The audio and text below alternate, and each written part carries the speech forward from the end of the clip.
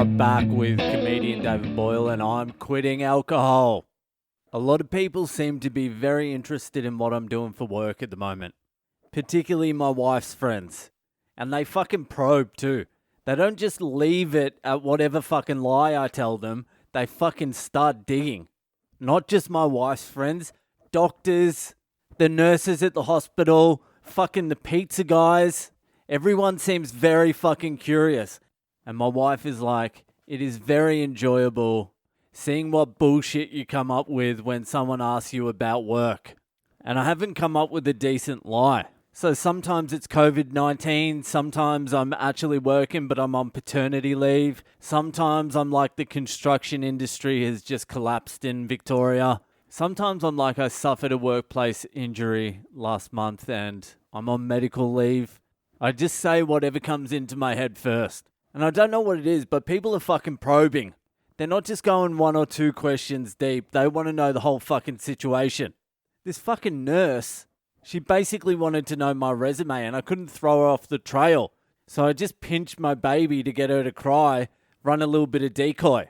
And I have to come up with a lie as well. I have to lie to people. Do you know why? Because you can't handle the truth. You want to know the truth? You want to know the fucking truth? I'm retired.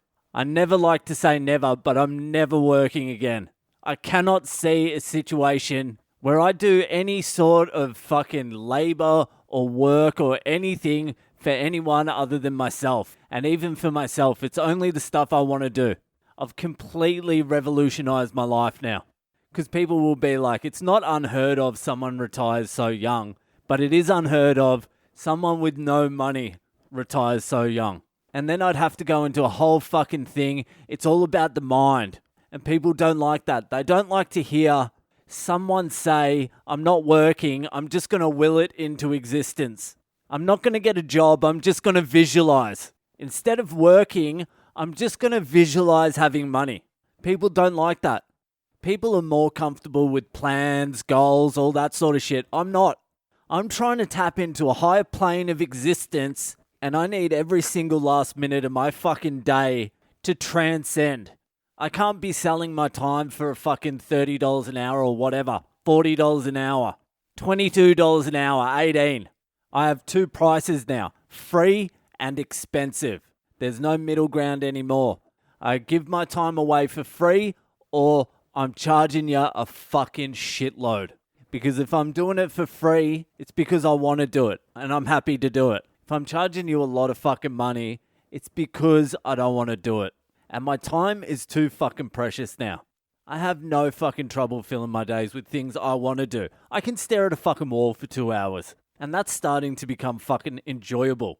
That's why I don't tell you the truth. Because you can't handle it. I tell you what pisses people off even more. Is when you say to your friends, yeah, I'm not working again. I'm done. I'm retired. And they're like, what are you going to do for money? I'm like, I'm not worried about that. I'm letting the gods take care of that.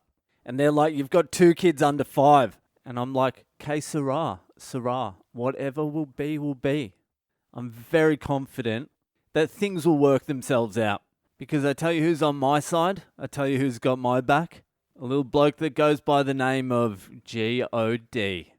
But it's risky. It's a risky move to leave everything to fate. But I tell you what, it's going to make a fucking interesting podcast over the next couple of years. Anyway, that was a pretty big stall because it is Boyle Breaks History Day and Boyle fucked up this week. Boyle spent the whole week thinking, I know what I'm going to do this week. I'm going to do the New Zealand Maoris fighting the British colonisers. But I'm so fucking ignorant and stupid, I didn't even really know what that consisted of. And I only started researching it today, and it turns out it wasn't just like one war. It was a series of fucking battles. The whole thing was like guerrilla warfare. There was a lot of beating people over the head with clubs. The English were doing what they did back in the day, which was steal indigenous land, fuck over the natives. Same old story, but the Maoris were fucking beasts. They were a warrior people, and they knew how to fucking throw hands and sticks. I had always thought, because someone told me once, I don't know fucking who, probably one of my uninformed history teachers, but I remember someone saying to me that the Maoris were the only indigenous people ever to defeat the British Army.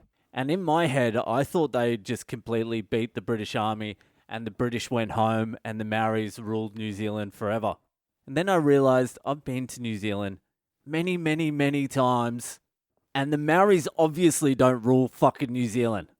But the Maoris did, in fact, in one battle, beat the might of the colonial British Army. And that was at the Battle of Gate Pa.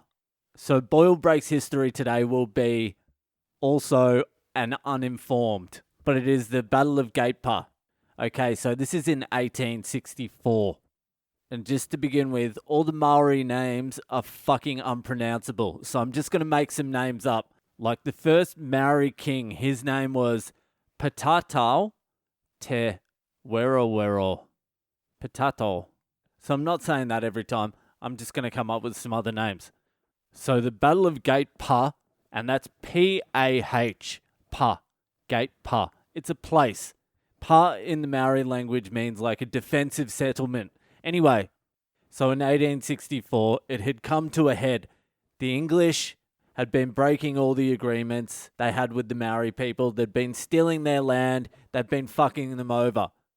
So the Maoris got together under the great Maori king, Jonah Lomu, and they decided they're going to face off with the mighty British Army, captained by Martin Johnson and his half-gay lieutenant, Johnny Wilkinson. So the Maori team went out to Gate Pa and started digging a fortification. And the Maoris were fucking great at trench warfare. They sort of started it. They were like the original sappers. They built very elaborate, intricate forts in the ground. So they went out there, they spent a few weeks digging holes and training, while Martin Johnson and his British team waited for reinforcements to come. So the reinforcement came. The British ended up with 1,700 trained and armed soldiers. They had artillery, they had a fucking big cannon, 110-footer or something like that. It was a big boy.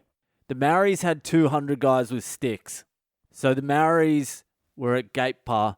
I'm pretty sure, this hasn't been fact-checked, but I'm pretty sure there was a few hungies going on. So once the English backup arrived and all the artillery, they're like, let's fuck these Maoris up. So the English went out to Gate Pa and they surrounded the Maoris. And then at dawn on one of the days of the week, the English surrounded the Maoris, trained their artillery on the Maori trench fortress, and then Martin Johnson gave the signal, and Johnny Wilkinson just started launching grenades at the trench. And Johnny was fucking accurate, so he was hitting. So they were smashing this fortress. They spent 2 hours just pummeling this fucking Maori fortress. And after 2 hours of just fucking unleashing all sorts of hell, Mun Johnson decides it's been breached, now let's charge. So around 600 of the English team charge up to the Maori trenches, and they're expecting all hell to break loose. And they get there, and the trench is fucking empty. Martin Johnson and Johnny Wilkinson are just standing there, scratching their balls, going, where the fuck did the Maoris go? And by all reports, there was about a 5-minute lull. And then the great Maori king, Jonah Lomu, charges out of the underground bunkers and steamrolls 4 British defenders. It was magic. So after Jonah Lomu dives out, starts chopping heads off, Tana Umanga dives out and starts chopping English heads off as well. Down the wing, we see Joe Rokothoko. He's got a hatchet and he's chopping heads off too. The Maoris are on the attack. The Maoris are completely dominating the line of scrimmage. The English are in shock and they don't know what's going on as Kevin Mialamu dives out, goes straight down the middle of the field and starts bowling his way through English defenders. Mills Muliaina stays in the trench. He is the last line of defence for the Maori team. So the Maoris had set this trench up where they had underground bunkers. So none of the shells they were getting bombarded with were even getting to them. They were just chilling out there with an acoustic guitar singing lullabies. It was beautiful down there during that time.